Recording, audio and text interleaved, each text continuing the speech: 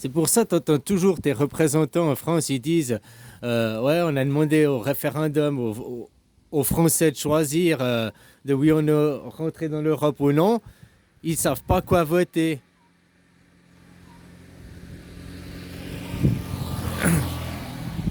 T'entends là des Français, ils disent oui, on a voté non, et ils ont dit oui.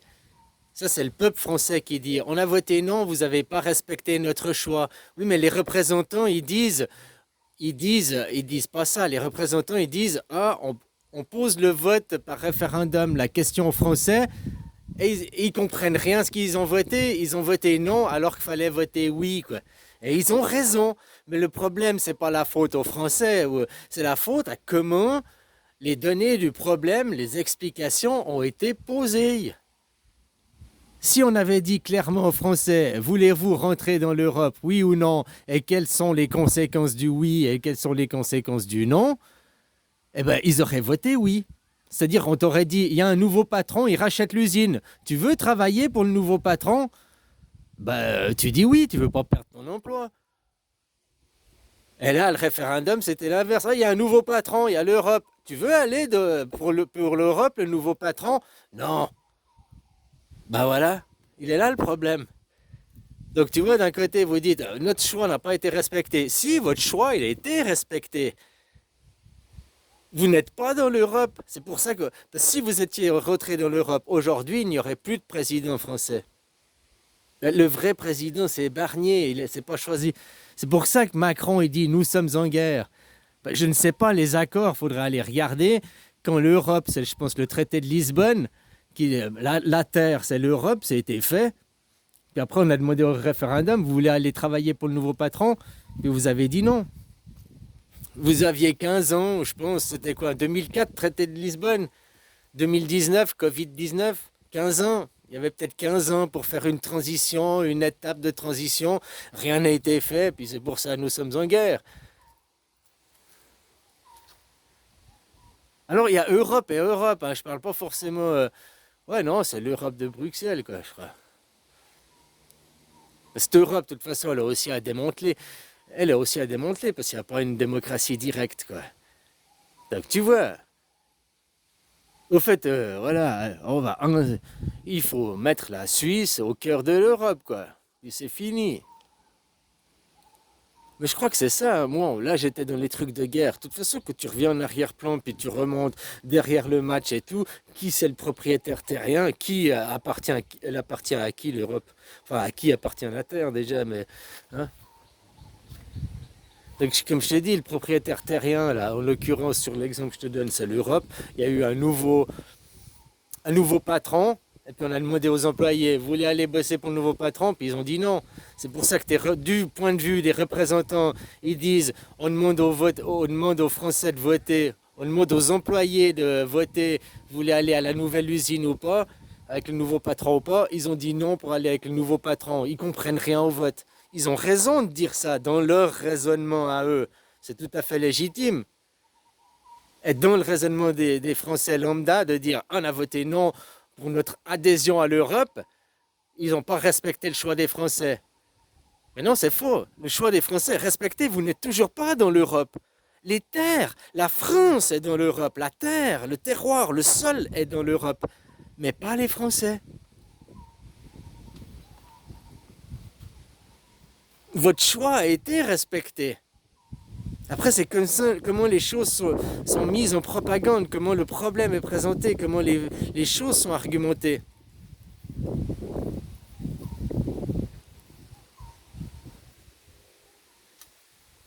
Maintenant, est-ce que tu comprends cette logique que je t'explique?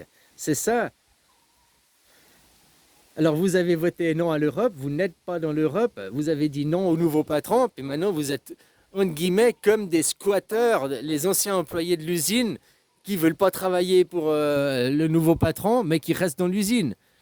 Dans la logique, dans une vraie usine, eh ben, t'arrives, la police, il dégage les employés, quoi. Hein? Dans l'ancien temps, ils venaient, on faisait une guerre, et puis on dégageait les employés. Maintenant, c'est des temps civilisés. Les choses se font par la justice, elles se font démocratiquement, orthodoxe, hein, de manière orthodoxe. C'est que des contrats et des bouts de papier. Maintenant, si on refaisait aux Français, on reposait la question, on refaisait un référendum, puis qu'on expliquait clairement la chose, l'Europe a été rachetée, c'est le nouveau patron. Tu veux bosser pour le patron, oui ou non?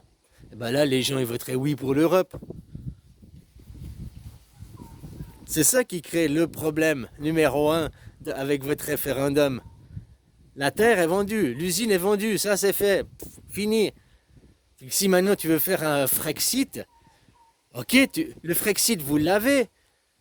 Vous, c'est l'inverse du Donbass. Au Donbass, les gens ont voté par référendum. On veut aller en Europe, mais ils ne laissent pas partir la terre. Les Zelensky, l'Ukraine retient la terre. Non, la terre appartient à l'Ukraine. Les gens peuvent partir. Il ne retient pas les gens, Zelensky. Il dit cassez-vous. Allez, allez. Mais la terre, elle reste à l'Ukraine. Et puis Poutine, il dit ils ont voté par référendum. La terre appartient aux gens. Donc la terre, c'est légitime qu'elle vienne avec les gens. Ils veulent la prendre de force. Vous, en France, ça s'est passé la même chose. Enfin, sauf que d'abord, ils ont vendu la terre. Ils ont vendu l'usine.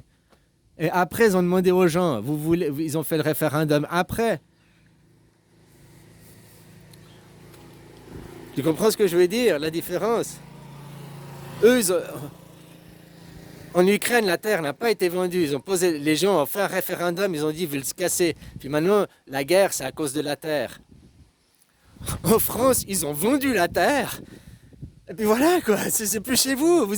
Les Français, vous êtes des étrangers sur vos propres sols maintenant. Faut commencer à comprendre ça, quoi. Voilà, quoi. C'est pour ça que, comme une entreprise, un nouveau patron, il fait quoi? Il vend tout de l'entreprise, il vend les choses. Si les employés, ils avaient dit oui, puis qu'ils travaillaient, ok, on continue à bosser avec les employés. Mais les employés, ils ont dit, on refuse de travailler avec toi, le nouveau patron. Bah, je fais quoi? Le nouveau patron, l'Europe, il fait quoi? Bah, il démantèle l'entreprise, ils vont EDF, parce que ça lui appartient.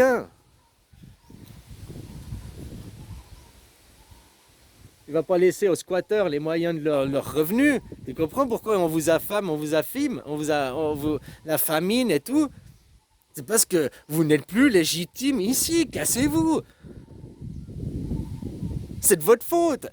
Parce qu'on vous a mal expliqué les choses. Donc maintenant, en prenant conscience de ces nouvelles explications, orientations, voilà, ou tu fais un Frexit, tu rentres dans l'Europe pour de vrai, ou alors si tu sors de l'Europe, eh ben, il faut acheter une terre.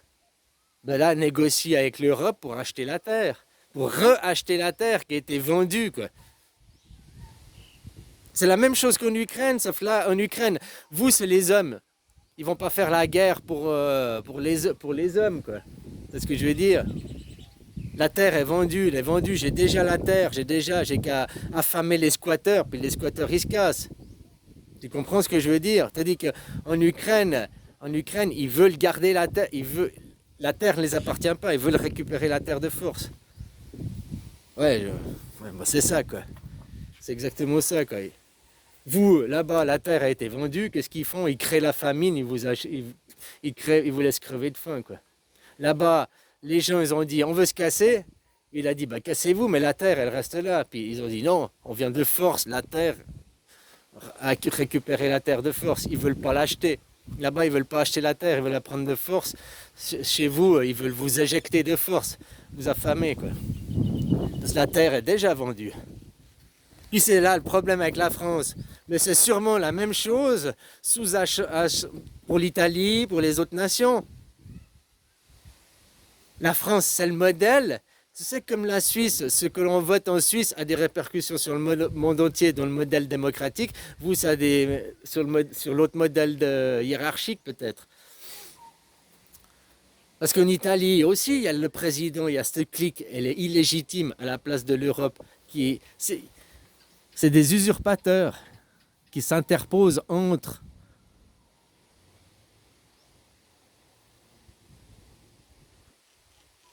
Donc, comme je disais, ça rend Macron légitime parce qu'il n'est pas là pour...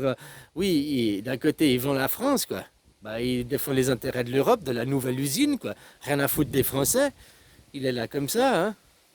Parce que lui, il est là pour la nouvelle usine, quoi. Il est le nouveau représentant. On peut voir ça comme ça. Ou alors, Parce que le référendum, ça a servi la classe oligarchique. La classe oligarchique peut toujours continuer à se servir dans les caisses, hein. Parce que sans ça, le président et tout ça, ça n'a plus de légitimité. Ils ne peuvent plus se servir dans les caisses, les oligarques.